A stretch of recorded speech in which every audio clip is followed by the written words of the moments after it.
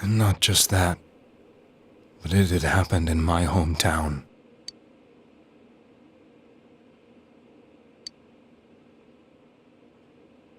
I was dumbstruck. But later on, I remembered the image of Mayumi I'd seen that night. Was it not a dream? Could it really have been an SOS from Mayumi? I hadn't touched another TV because the first time was so terrifying, but I decided to try it again.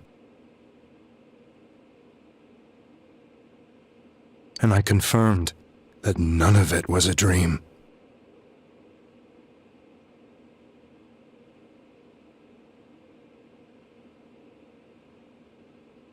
So that image, was it something Mayumi showed me, calling for help? That's how I felt. And eventually, you learned of the Midnight Channel. I remembered that when Mayumi was alive, she was chasing a rumor about some bizarre TV program. I'd heard about it before, but I thought it was just an urban legend.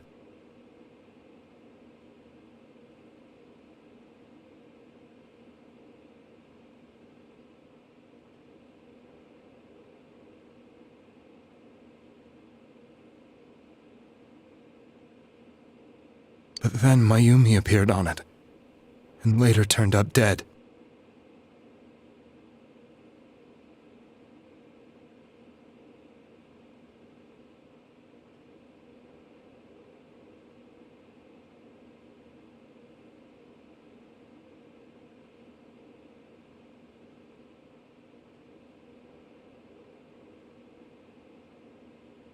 The more I thought about it, the harder it became to believe that the two events were unrelated. Soon after that, I came back to Inaba to answer the police's questions. I'd lost my job, and I wanted to know the truth of Mayumi's death for myself. Then, on another rainy night, someone else appeared on the Midnight Channel. It was a girl.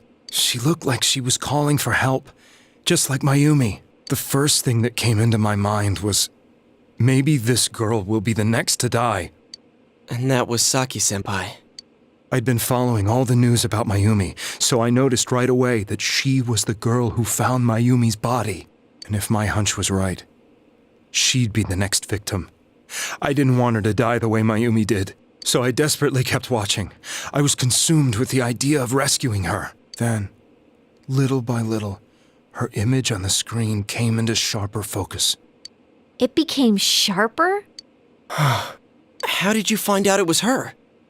After I came back, my father couldn't bear to see me in such low spirits, and gave me a job with the family business. I met that girl when I delivered a package to the liquor store.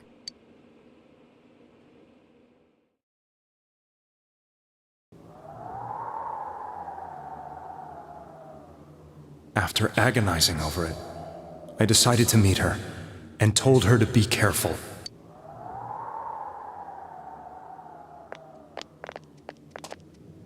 But that same night, on the TV,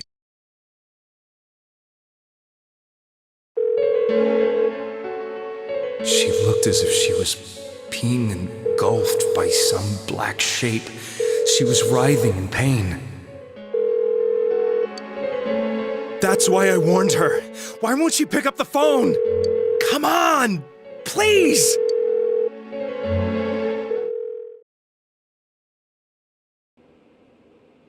The next day, they found her dead. I knew she was going to be murdered, but I couldn't save her. I blamed myself, thinking there must have been something I could have done. There was no one who depended on me. Nobody at work, not even my wife. Mayumi was the only one who accepted me for who I was. But she was murdered, and the same person killed another girl. I was beside myself. I couldn't forgive myself for doing nothing. You really did love Miss Yamano.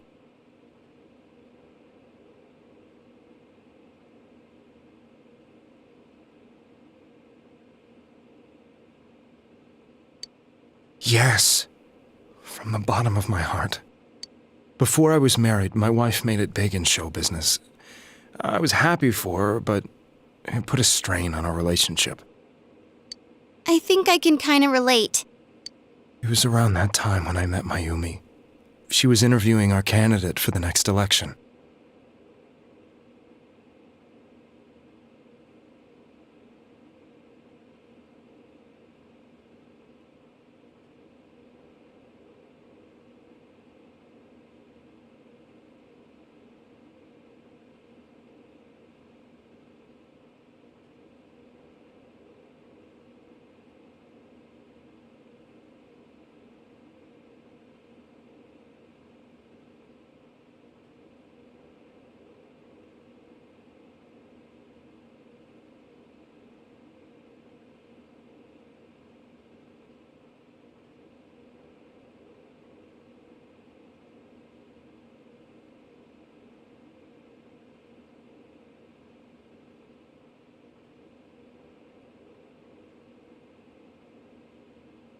She was a big-name announcer, but she only worked with local stations, and her attitude towards work was similar to mine. We both came from Inaba, so she was easy to talk to. I knew it was wrong, but I couldn't help getting intimate with her. She gave meaning to my life. Soon after Saki-san was found dead, yet another girl appeared on TV. That was you.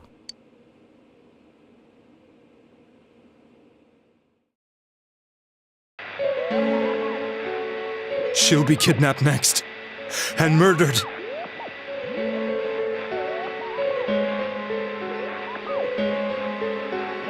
I can't let her end up like Mayumi and that other girl. This time, I'm gonna do something.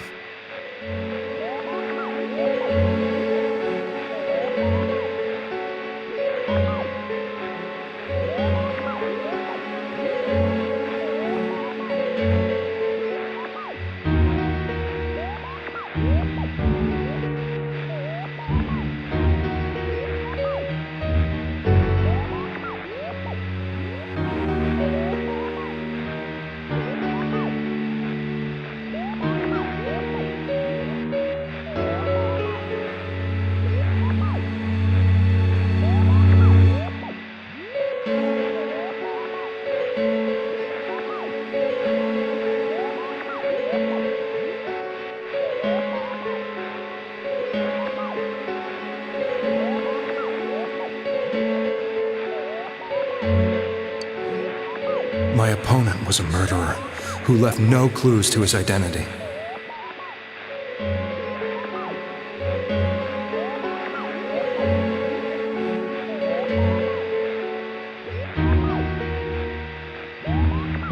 I thought hard about what I could do to protect her from someone like that.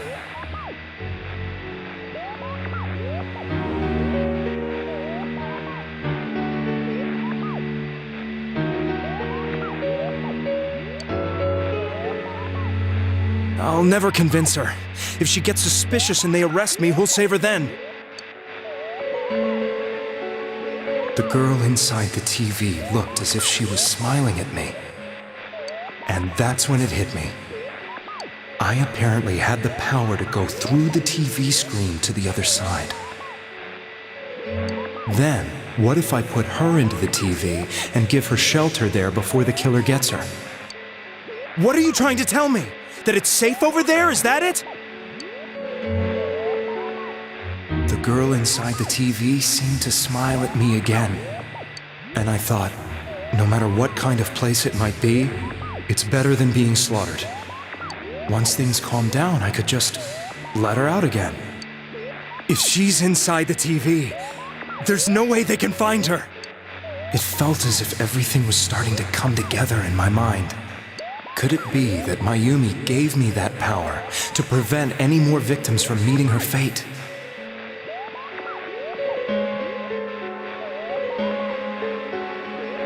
Was it my mission to save people?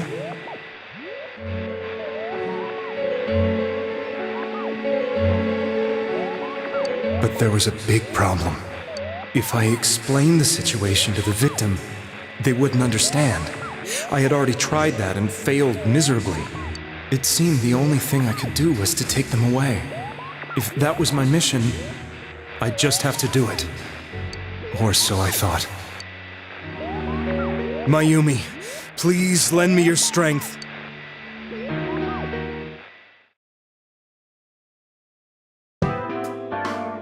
So, since you thought people who appeared on the Midnight Channel would be killed, you kidnapped us in order to save us. Mission? Give me a break! You never stopped and wondered about any of this? I thought I was the only one who could help them. I did call the police, but they didn't believe me. I knew the area well, thanks to my job. I had a large truck, and I could move around without suspicion. I thought my job as a delivery man would be the perfect cover for my mission.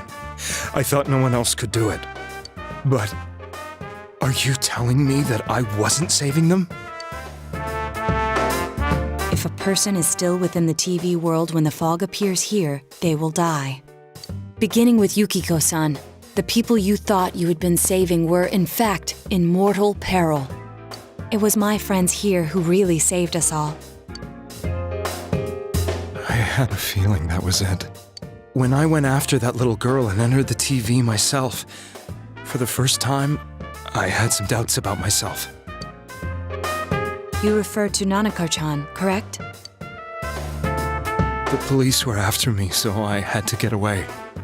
But I still felt I needed to do everything I could to save that poor little girl. That's why I went in after her.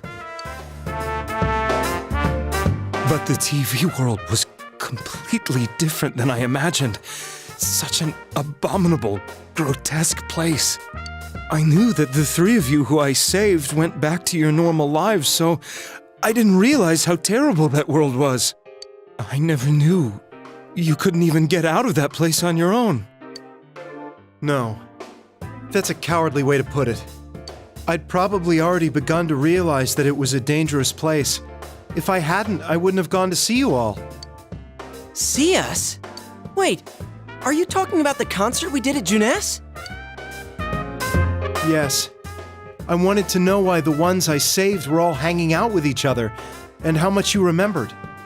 But in the end, I couldn't bring myself to say anything and ran home.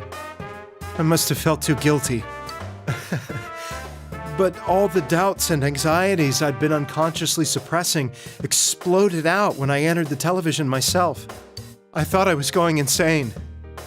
I probably did. And you know the rest. When I came to, I was lying in a hospital bed. You really were trying to save people. But I ended up doing just the opposite. What a fool. I always wanted to enter the world of politics and become useful to society. But after losing my job and the woman I loved, all I had left was this power. I convinced myself that world was some sort of sanctuary, and I secretly believed myself to be a hero.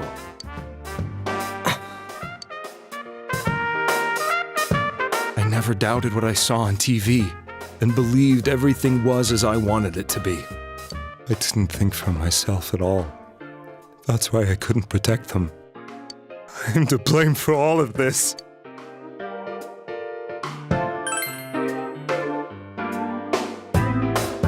I suppose so. But the things I've done are too serious to be brushed aside like that.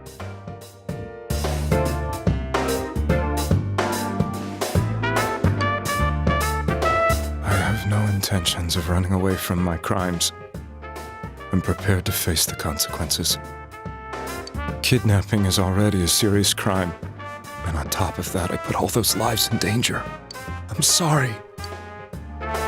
The Midnight Channel and the other world? You can hardly be blamed for failing to understand them properly. We must apologize to you as well.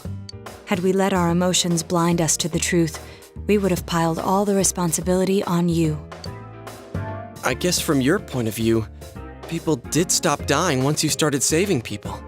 The more you did it, the more you really believed you were preventing their deaths. I'm such a joke. I'm sorry.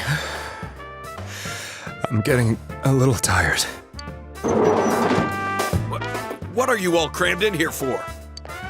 My apologies. We'll be leaving now. Wait, beg you, please, find whoever's behind this. You children are the only ones who know about that world.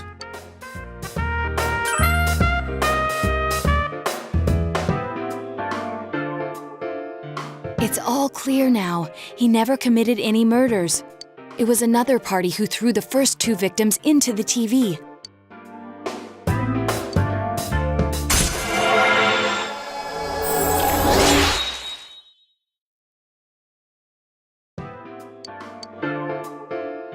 Now get out of here!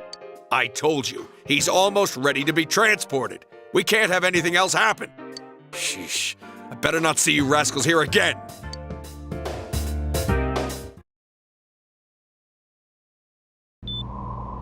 Nanako-chan looks like she's in pain. She's fighting for dear life. This was the last place we saw Teddy, right? He was so worried about her. How can he flake out like this when we have to find the real killer? The police consider the matter closed. We'll have to do all the investigation from here on out. Let's revisit Saki-san and Miss Yamano's incidents and see if we can turn up fresh details. But it's been over 6 months. Wouldn't the trail be cold by now? I know, but we can't give up. We're the only ones who understand what's really going on. And you never know. People might remember some things now because they've had so much time to think about it. Let's split up and talk to people all over town tomorrow. We'll meet up in the evening to discuss our findings. I hope we can find out something about Teddy, too.